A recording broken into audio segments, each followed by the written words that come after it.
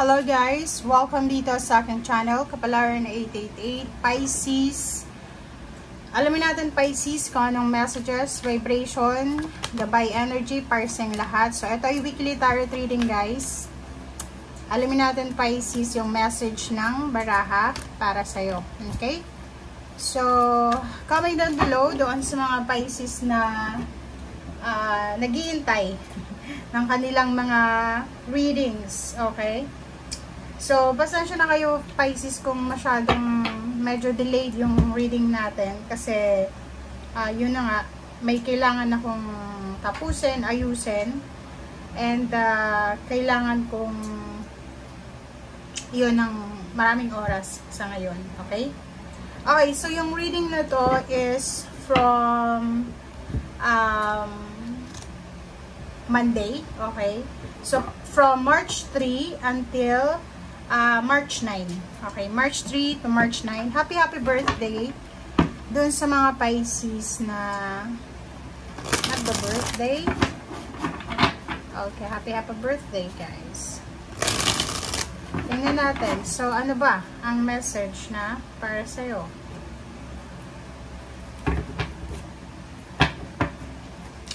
Okay, kumuha tayo dito ng isa. Judgment. Okay, Pisces. Judgment card. So, yung judgment na to ay posibleng decision making.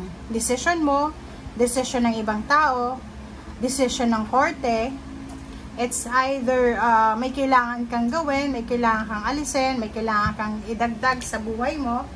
So, dito sa judgment na to, kinakailangan mo Pisces sa linggong ito na maging parang balanse.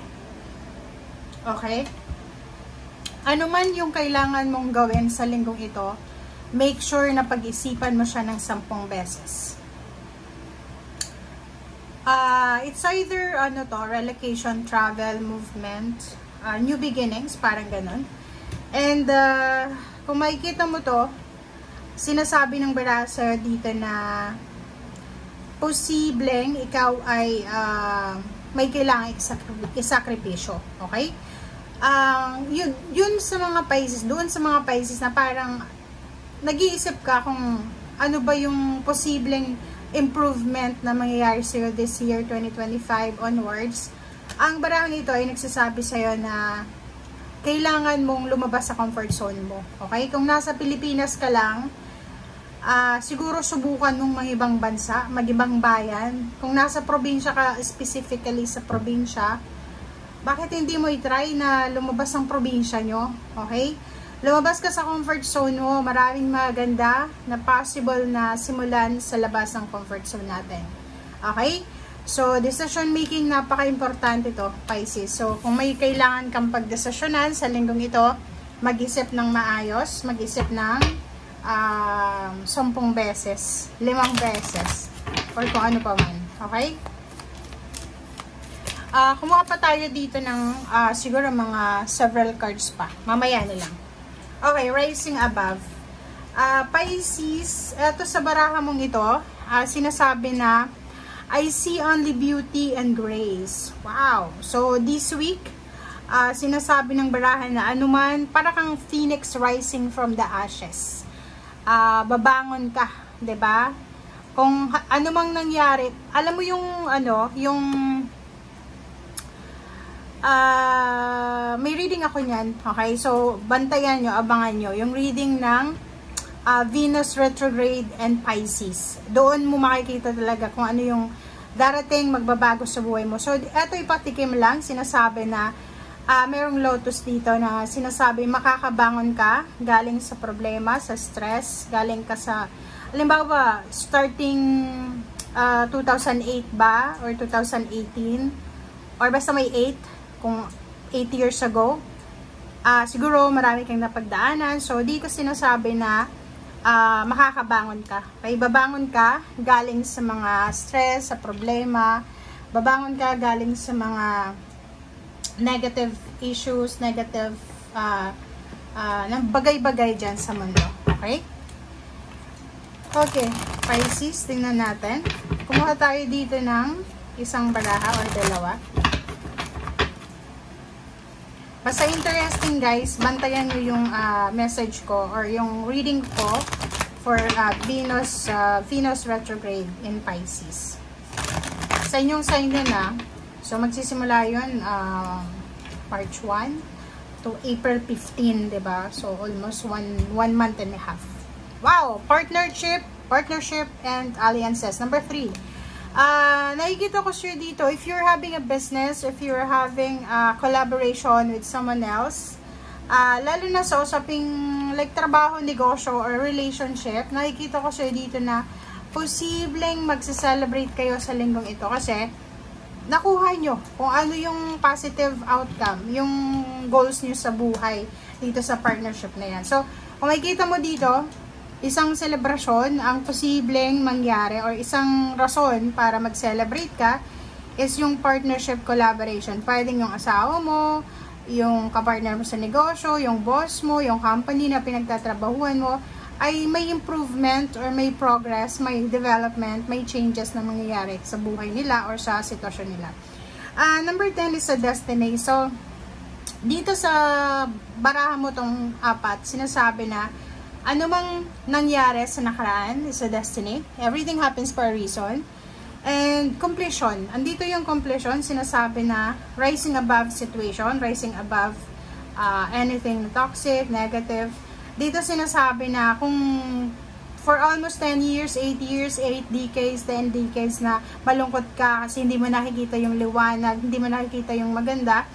Dito sinasabi sa'yo na huwag kang mag-alala kasi may nakatadhana sa'yo na parang ano yan, fruits of your pain and labor, fruits of your hard work.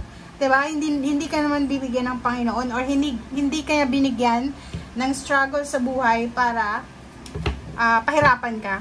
Diba? Lahat may rason. So, sa next week, posibleng makikita mo yung rason kung bakit ba ako pinapahirapan, bakit ba ako nag-struggle? Bakit ba maraming mga issues na hindi ko ma-resolve sa buhay ko? So, mayroon ditong understanding, mayroong awakening na posibleng mangyari sa linggong ito.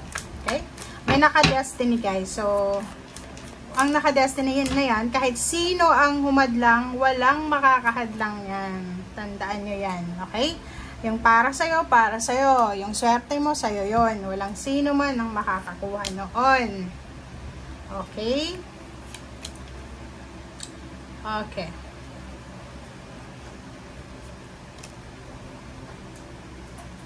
Okay. Pisces. Nako. Okay, Pisces. Sa nakikita ko sa'yo dito, meron ka na siguro mga pinanghihinayangan sa buhay. Sa linggong ito, siguro yung mga pinagdaanan mo ng pain and heartaches or yung mga nangyari like if for example, naging biktima ka ng scam, relationship scam, business, or kung ano man, maraming nawala sa'yo. It's either pera, tiwala, relationship, or anything. Sinasabi ng barahan na sa linggong ito, medyo manghihinayang ka. Kasi parang, di ba, like for example, naloko ka sa pera, syempre, manghihinayang ka sa perang nawala sa'yo. Sa relationship naman, pwedeng 10 years kayong together, tapos naghiwalay lang, syempre manghihinayang ka sa relationship nyo. But, nandito guys, yung The Star. Sinasabi ng The Star sa'yo na minsan, bago natin marating talaga yung tugatog ng tagumpay, dadaan talaga tayo doon sa lahat ng heartaches and heartbreaks. Okay? Siguro magbilang lang tayo sa ating daliri, yung mga tao na talagang naka-destiny talaga silang mag-prosper sa buhay nang walang pinagdadaanan, na hirap, na gulo, na sakit. But in your case, kung ikaw ay resonated dito sa baraha mo, sinasabi dito na etong The Star na to, etong kabuuan ng pangarap mo ay kumbaga naka-destiny talaga siya na makukuha mo lang yan through hard work. Parang may nakikita kong Pisces na halimbawa ikaw ay mahilig kang tumaya sa loto, wag mo iasa yung fortune mo sa loto lang. Okay? Make sure na tumataya ka. At the same time, sobra kang nagtatrabaho, nag-iipon ng pera, nagmamanage ng pera ng maayos, umiiwas ka sa mga bisyo. Okay?